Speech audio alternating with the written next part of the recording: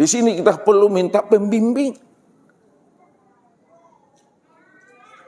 Bagaimana ruhani kita ini bisa usul kepada Allah itu. Ini yang Allah katakan kepada kita. Ya bataguna la rabbihimul wasilah ayyuhum aqrabu. Mereka mencari wasilah. Bagaimana mereka bisa usul berjumpa dengan Rabbnya. Caranya bagaimana? Ayyuhum aqrabu. Siapa di antara mereka yang mana ruhaninya telah usul berjumpa dengan Tuhannya. Itulah yang sebut namanya dengan murabbi mursyid itu.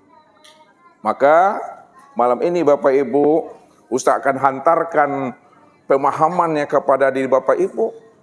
Bagaimana kita ini benar-benar sebelum datangnya ajal, sebelum roh itu melepaskan cangkangnya, kita telah bertemu dan bersua Allah pada diri sendiri. Ini jalannya Bapak Ibu.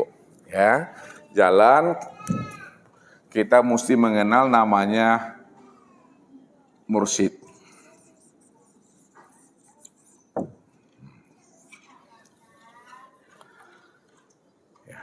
Jadi mursyid itu orang yang telah mendapat petunjuk sehingga dia bisa menghantarkan rohani kita bisa berjumpa dan bersua dengan Allah. Maka disebutlah namanya pembimbing ruhani namanya. Jadi mursyid itu ada dua dalam pemahamannya Bapak Ibu. Ya. Yang pertama disebut namanya mursyid ruhani.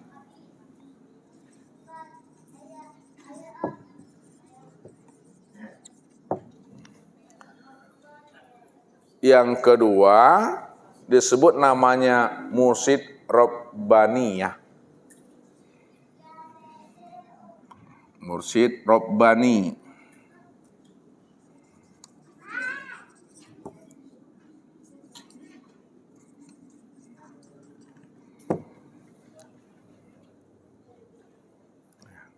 Atau disebut juga mursyid robbaniyah. Kedua-dua ini Bapak Ibu, mursyid ruhani atau ruhaniyah, atau mursyid robbani atau mursyid robbaniyah, ini adalah wasilah kita untuk bisa kita usul berjumpa dengan Allah. Ini yang Allah maksudkan itu. Ya bataguna ila rabbihimul wasilah ayyuhum aqrabu. Mereka benar-benar mencari wasilah untuk bisa usul berjumpa dengan Tuhan. Kalaulah mereka benar-benar mencari wasilah untuk bisa usul kepada Allah, tentu wasilah yang mereka cari itu kata Allah ayyuhum aqrabu adalah orang yang mana dirinya benar-benar telah usul kepada Tuhannya. Kalau dia benar-benar telah usul kepada Tuhannya, maka orang yang usul adalah orang yang ma'rifat. Orang yang ma'rifat itu adalah orang yang liqa. Orang yang liqa itu adalah orang yang musyahadah. Orang yang musyahadah itu adalah orang yang bermuwajjahah. Dialah sebenarnya yang dikatakan mursyid ruhaniyah atau mursyid robbaniyah. Yang pertama kita coba menyikapinya. Mursyid ruhani atau mursyid ruhaniyah. Mursyid ruhaniyah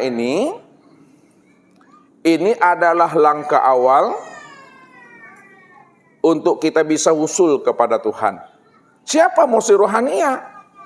Mursyid ruhaniyah inilah yang disebut namanya dengan insan atau disebut namanya Muhammad Rasul Allah.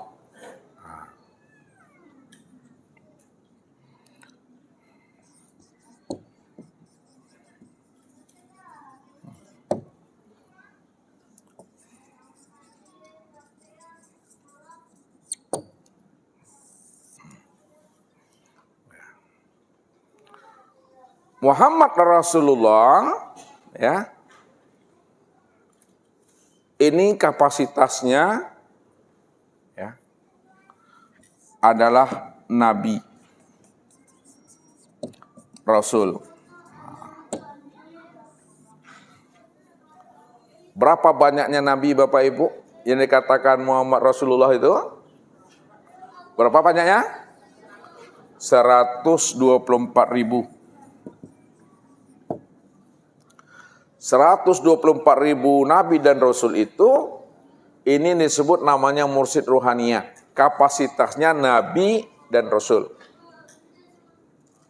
Dari 124.000 Nabi ini adalah ayyuhum aqrabu. Mereka adalah orang yang paling dekat untuk bisa membimbing kita berjumpa dan bersul dengan Tuhannya. Nah, dari 124.000 Nabi itu, maka dipilihlah yang terbaiknya menjadi 315. Dari 315 ini dipilih lagi yang terbaiknya 25. Dari 25 ini dipilih yang terbaiknya 5. Dari yang 5 ini dipilih yang terbaiknya 1. Siapa yang 1 itu Bapak Ibu? Itulah Muhammad Nabiuna sallallahu alaihi wasallam. Makanya dikatakan Allah, laqad kana lakum fi rasulillahi uswatun hasanah liman kana yarjullah. Sesungguhnya pada diri Rasul itu telah ada contoh teladan bagi dirimu, bagi siapa yang ingin wusul, siapa yang ingin liqo berjumpa dan bersuah dengan Rabb-nya. Maka Nabi itu adalah sebagai mursyid ruhaniyah. Dia yang mampu membimbing dan menuntun kita untuk bisa usul kepada Tuhan itu. Sekarang beliau telah wafat Bapak Ibu. Kalau beliau telah wafat, siapa lagi orang yang paling usul, yang bisa menghantarkan rohani kita untuk bisa berjumpa dengan Tuhan? Ini disebut namanya dengan aulia. Aulia. Wali-wali Allah.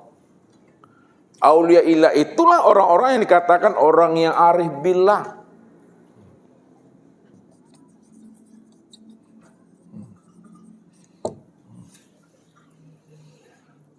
Kapasitasnya adalah sebagai al-ulama.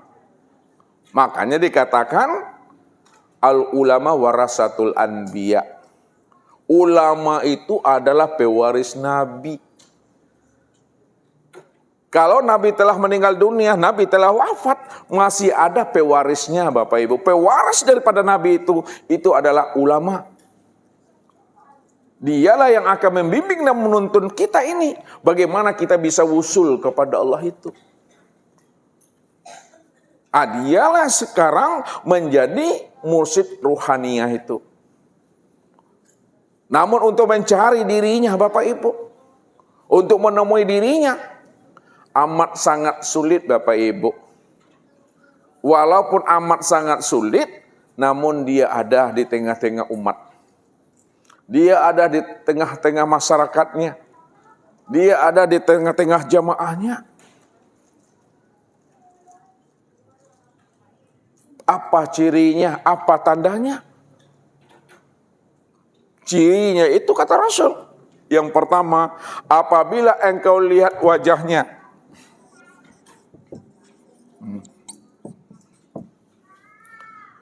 mengingatkan engkau terhadap Allah.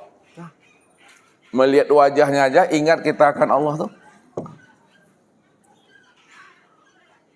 Yang kedua, apabila engkau dengarkan kalamnya, engkau dengarkan nasihat dan fatwahnya,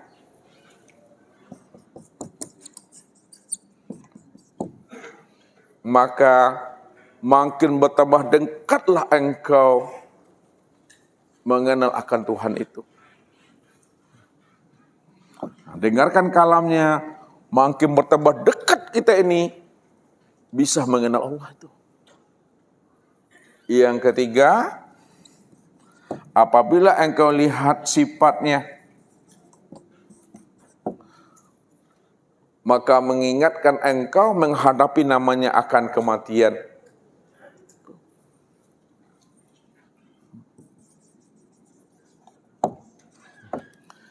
Inilah tanda dan cirinya Bapak Ibu. Karena dialah yang akan mengajarkan sebenarnya namanya ilmu tauhid. Dia mengajarkan namanya ilmu tauhid. Dia yang mengajarkan namanya ilmu tasawuf. Dia yang mengajarkan namanya ilmu fikih. Maka ilmu fikih itu yang disebut namanya syariat. Nah, ini syariat. Ilmu tasawuf itu yang disebut namanya dengan thariqat. Ilmu tauhid itu yang disebut namanya dengan ilmu hakikat. Jadi ilmu syariat, ilmu fikih yang diajari oleh ulama warasatul anbiya itu ranahnya dia berbicara tentang tubuh. Ini wilayahnya Bapak Ibu, tubuh. Kenapa ilmu syariat fikih itu ranahnya wilayahnya tubuh? Karena tubuh inilah yang kena hukum itu. Hukum taklifi. Hukum taklifi itu hukum apa? Tahu Bapak Ibu hukum taklifi itu apa saja hukum taklifi? Nggak tahu? Wajib. Wajib, haram, halal, sunnah, apalagi mubah. Jadi yang kena hukum wajib, yang kena hukum haram itu, ini adalah batang tubuh. Makanya ilmu fikih itu ilmu yang berbicara tentang syariat, tentang aturan-aturan. Di tubuh inilah sebenarnya tempat melihat akan sifat jamalullah itu Bapak Ibu. Jadi untuk melihat dan memandang sifat jamalullah, pandang dan tiliklah kepada tubuh ini. Ilmunya disebut namanya ilmu syariat fikih. Ini yang berbicara tentang aturan itu. Ini yang diajari. Ini sifat jamalullah. Yang kedua Bapak Ibu adalah ilmu tarekat tasawuf. Itu wilayahnya itu adalah hati. Ini hati. Maka berilah hati kita itu pakaian. Supaya hati kita tidak ujub. Hati kita tidak takbur, hati kita tidak riya, hati kita tidak hasad. Maka beri pakaiannya. Pakaian hati itu, itulah yang disebut namanya thariqat tasawuf ini Bapak Ibu.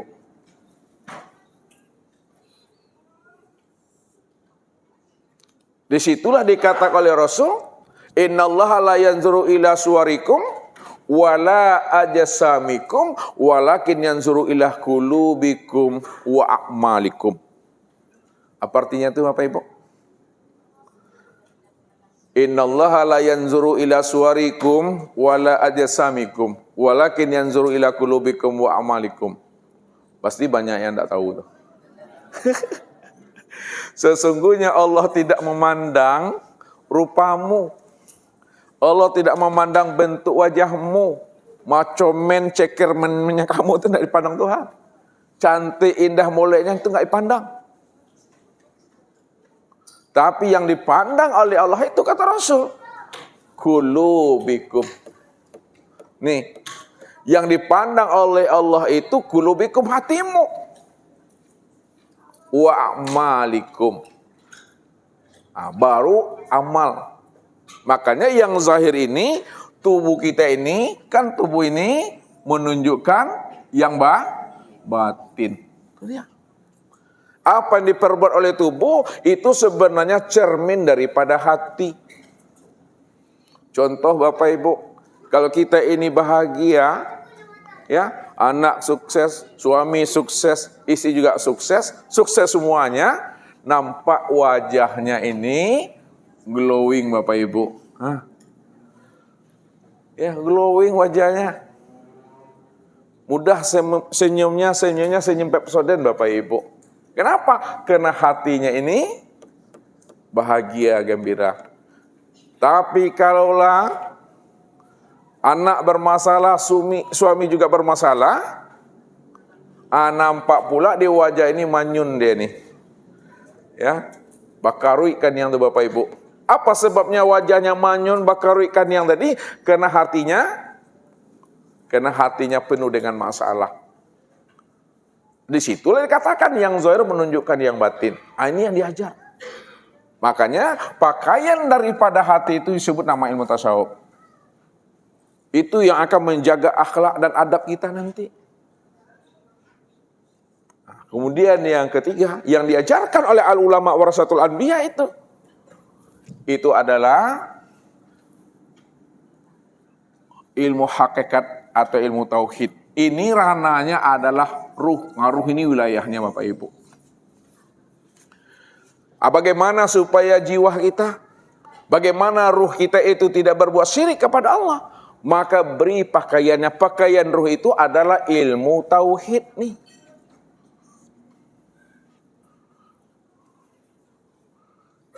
Ketiga-tiga ilmu inilah isi daripada Al-Quran Bapak Ibu. Jadi yang disampaikan oleh Nabi, itulah yang disampaikan pula oleh pewarisnya. Pewarisnya itu kapasitasnya adalah al-ulama warasatul anbiya. Itulah wali-walinya Allah itu. Ini isi Al-Quran. Makanya isi Al-Quran itu hakikat ini, ilmunya tauhid. Di dalam Al-Quran disebut namanya dengan akidah. Ya. Sedangkan syariat fikih ini, syariat fikih dalam Al-Quran disebut namanya dengan ibadah. Ibadah.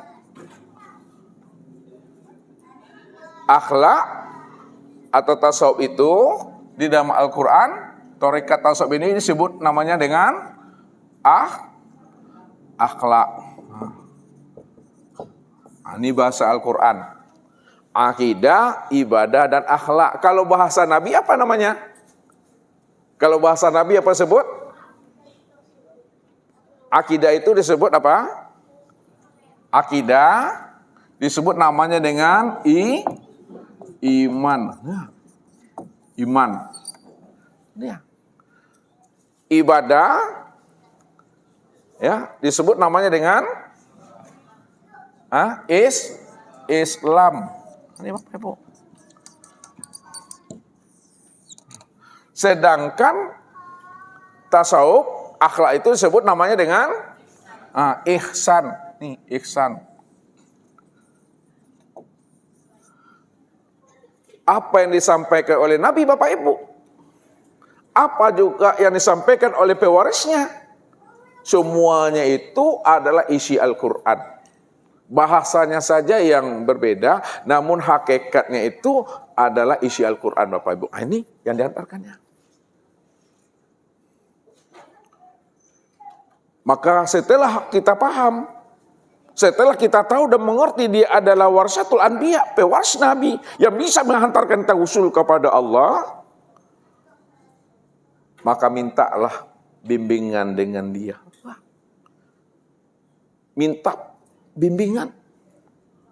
Karena dia yang bisa menghantarkan rohani kita usul kepada Allah. Minta bimbingannya. Untuk minta bimbingannya, maka disitulah kita benar-benar tanamkan adab itu Bapak Ibu. Adab. Disitulah dikatakan oleh Rasul, al-adab fauqal ilmi. Adab itu lebih tinggi daripada ilmu. Jalan untuk mendapatkan barokah guru itu. Jalan untuk mendapatkan barokah ilmu ulama itu. Sebagai pewaris Nabi, adab inilah jalannya Bapak Ibu. Nah, siapa yang telah beradab kepada dirinya, maka disitulah kita mendapatkan berkah ilmu itu. Nah, berkah. Disinilah pesan Rasul kepada kita itu yang mesti dipahami. Ya, apa kata Rasul? Man akroma aliman pakot akromani. Wa man akromani pakot akramallah. Wa man akramallah pama'wahul jannah. Siapa yang beradab kepada ulamanya, samalah dia beradab kepada aku, kata Rasul. Siapa yang beradab kepada aku, dah sama dia beradab kepada Allah. Siapa yang beradab kepada Allah, maka Allah tempatkan dia di dalam kandungan Rahman dan Rahimnya. Itu disebut namanya dengan jannah itu. Man zaro aliman faka'anna mahzaroni. Barang siapa yang berkunjung, bersilaturahim kepada ulamanya, mursyidnya, sudah sama artinya dia berkunjung bersilaturahim dengan aku. Wa man sofaha aliman faka'anna ma sofahani. Siapa yang telah bersilaturahim, berkunjung kepada ulamanya, kemudian dia berjabatan tangan dengan ulamanya, warisatul anbiya, sudah sama artinya dia berjabatan tangan dengan aku di dunia ini. Wa man sofaha aliman wa man jalasa aliman faka'anna ma jalasani wa man jalasani fid dunya ajlastuhu ma'i yaumal qiyamah. Siapa yang telah berkunjung lalu dia berjabatan tangan, kemudian dia duduk sehamparan dengan ulamanya. Ini sehamparan namanya Bapak Ibu. Sama artinya dia duduk sehamparan dengan aku di dunia ini. Siapa yang duduk sehamparan dengan aku di dunia, ajlastuhu ma'i yaumal qiyamah, maka di akhirat dia tetap juga duduk sehamparan dengan aku, kata Rasulullah itu. Ini menanamkan adab. Makanya dikatakan al ulama itu adalah pewaris Nabi itu. Yang diwariskan Nabi kepada ulama itu adalah kulimah la ilaha illallah itu Bapak Ibu. Nih kulimah ini. Kulimah la ilaha illallah ini kulimah apa namanya Bapak Ibu? Ini kulimah tauhid. Tidak ada yang nyata illallah. Hanya Allah. Maka la ilaha illallah itu nafi dan isbat. La ilaha ini nafi namanya. Illallah itu isbat. Maknanya tidak ada yang nyata, tidak ada yang wujud. Walaupun alam ini ada, alam ini wujud, tapi adatnya, nyatanya alam ini, hakikatnya tidak ada. Bisa Bapak Ibu memahami itu? Alam ini ada kan? Alam ini wujud kan? Tapi ada dan wujudnya alam ini hakikatnya tidak ada. Hakikatnya tidak wujud. Kalaulah alam ini hakikatnya tidak ada dan tidak wujud, lalu siapa yang sebenar-benar wujud dan yang ada itu? Illallah. Ini yang isbat tuh. Ini yang diantarkan oleh Nabi kepada ulama itu. Bagaimana mengesahkan Allah itu? Apapun yang kita lakukan dalam hidup ini, apapun aktivitas kita, apapun kegiatan kita, apapun profesi kita, awal sampai akhir, bangun tidur sampai tidur kembali, jangan sampai terpandang ada wujud yang lain selain Allah. Kalau masih terpandang wujud yang lain selain Allah, itu yang disebut namanya dengan syirik. Syirik itu kata Rasul, wujuduka zanbun. Adanya pengakuan dan kesadaran dirimu itu dosa itu. Lalu bagaimana supaya tidak dosa? Bagaimana supaya tidak syirik? Jangan sampai ada keakuan diri itu. Itu artinya keluar kita dari diri kita. Bahasa Nabi, matikan keakuan diri. Matikan kesadaran diri. Baru lepas kita daripada syirik. Makanya syirik itu dikiaskan oleh Rasul seperti semut hitam yang berjalan di atas batu yang hitam dalam kegelapan malam. Nah, kira-kira Bapak Ibu bisa nak menengok semut hitam di batu hitam dalam kegelapan malam? Tidak bisa. Kenapa tak bisa Bapak Ibu? Karena malam di batu hitam lagi Bapak Ibu. Saking halusnya syirik itu, kadang kita tidak menyadarinya. Dia bisa masuk ke dalam ibadah sholat, ibadah puasa, ibadah zakat, ibadah haji, ibadah kurban. Dia bisa masuk ke dalam akal pikir kita, dia bisa masuk ke dalam hati kita, dia bisa masuk ke dalam perasaan kita. Saking halusnya Bapak Ibu. Ini membahayakan amal dan membahayakan diri. Apa kata Allah? La in asyrakta la yahbatanna amaluka wa la takunanna minal khosirin. Barang siapa amalnya kena perbuatan syirik, maka amalnya itu hancur. Amal hancur itu maksudnya amal itu batal, amal itu hampa dan sia-sia, tidak bernilai di sisi Allah.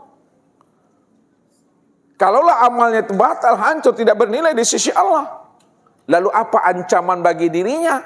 May yusyrik billahi faqad haramallahu alaihil jannah fa ma'wahun nar. Barang siapa dirinya benar-benar sengaja terang-terangan melakukan kesyirikan di hadapan Allah, aku haramkan bagi dirinya itu surga, aku lemparkan dia ke dalam neraka Tuhan. Itu yang disebut namanya uduwullah, itu musuhnya Tuhan. Jadi jangan sampai kita merampok hak Allah di dalam hidup ini. Jangan sampai kita mencuri hak Allah di dalam hidup. Apa maksudnya tuh ibu-ibu? Mencuri hak Allah atau merampok hak Allah itu di dalam hidup itu apa maksudnya? Apa mau? Mengaku, itu dia Bapak Ibu.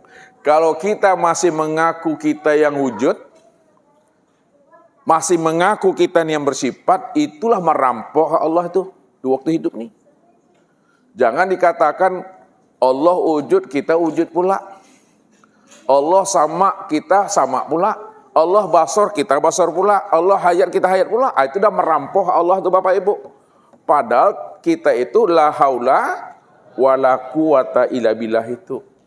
Jangan sampai terlihat sebesar zarah akan keakuan kita itu Bapak Ibu. Kalau masih terlihat, itu merampok hak Allah itu. Kalau udah merampok hak Allah, apapun bentuk amalnya tertolak. Dan dirinya diancam oleh Allah, tempatnya adalah neraka. Itu adalah uduwullah. Makanya dikatakan oleh Allah, innamal musyrikuna najasun. Innamal musyrikuna najasun. Sesungguhnya orang-orang yang berbuat syirik itu adalah najis. Kalau Allah mengatakan dirinya najis, haram noji untuk bisa berjumpa dengan Tuhan. Tahu haram noji itu? Takkan mungkin lagi bisa masuk ke dalam surga dan berjumpa dengan Rabb-nya. Ini bahasanya. Tidak ada harapan di situ Bapak Ibu. Maka lepaskanlah keakuan dan kesadaran diri kita yang merasa kita ada. Siapa yang menghantarkan itu? Itulah yang disebut namanya arif billah atau wali-walinya Allah. Kapasitasnya adalah sebagai al-ulama. Dialah mursyid ruhaniyah itu Bapak Ibu. Nah berjumpa kita dengan beliau. Udah kita tuntut ilmunya, sudah kita syau ilmunya. Apakah cukup sampai di situ Bapak Ibu? Tidak. Karena dia adalah orang yang tahu jalan kembali kepada Tuhan. Dan dia telah berjumpa dengan Tuhannya. Maka dituntunnya kita ini bagaimana kita bisa berjumpa pula dengan Tuhan. Maka carilah mursyid ruhani yang telah berjumpa dengan Allah. Pasti Bapak Ibu jamaahnya akan berjumpa dengan Allah.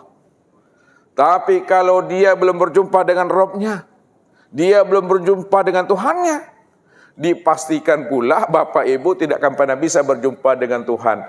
Kenapa demikian? Dia saja belum bisa berjumpa dengan Allah, apalagi kita Bapak Ibu. Maka yang bisa berjumpa kepada Allah itu adalah orang yang kenal Allah. Walaupun dia kenal Allah, tapi dia tidak pernah mengatakan dia kenal Allah. Tak pernah dia mengatakan dia kenal Tuhan. Disitulah Ustaz selalu katakan, orang makrifat tidak pernah mengatakan dirinya makrifat. Orang yang tidak pernah mengatakan dirinya makrifat juga belum tentu makrifat.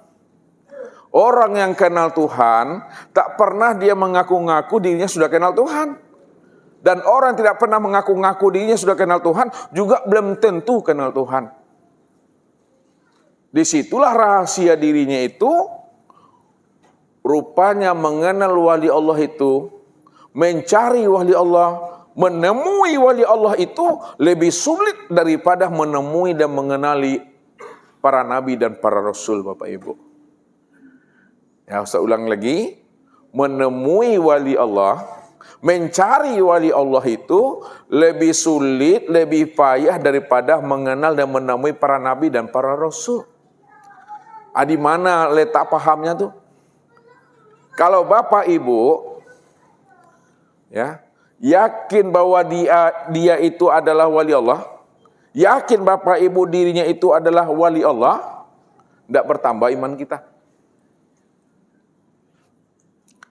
Tapi kalau Bapak Ibu tidak yakin kepada dirinya, ya, maka juga kita nggak akan kafir. Yakin tidak bertambah iman. Tidak yakin, kita tidak kafir. Tapi kalau Nabi, yakin kita bahwa Muhammad itu adalah Nabiullah, utusan Allah, bertambah iman kita. Tidak yakin kita Nabi Muhammad itu adalah utusan Allah, kafir kita, Bapak Ibu. Kalau wali Allah, enggak. Yakin tidak bertambah iman, tidak yakin tidak kafir. Makanya menemui dirinya itu sangat sulit, Bapak Ibu. Dia ada di tengah-tengah masyarakat dan umat itu. Dia ada di tengah-tengah jamaahnya. Tapi dia tidak pernah mengaku-ngaku. Apa sebabnya tidak pernah mengaku? Karena memang dirinya nggak pernah ada. Kalau mengaku, ada dirinya itu. Wujuduka zanbun. Itu dia. Itu rahasia ilmunya. Setelah kita kenal dengan dirinya, kita sudah belajar dengan dirinya, kita sudah menuntut dengan dirinya, maka dia yang akan menunjuki kita bagaimana kita bisa berjumpa dengan mursyid Rabbaniyah. Ini Bapak Ibu nih. Sudah berjumpa kita dengan beliau, maka dialah yang akan menghantarkan kita berjumpa dengan mursyid Rabbaniyah itu. Siapa mursyid Rabbaniyah? Lihat. Mursyid Rabbaniyah itu, inilah yang disebut nama dengan Nur Muhammad nih.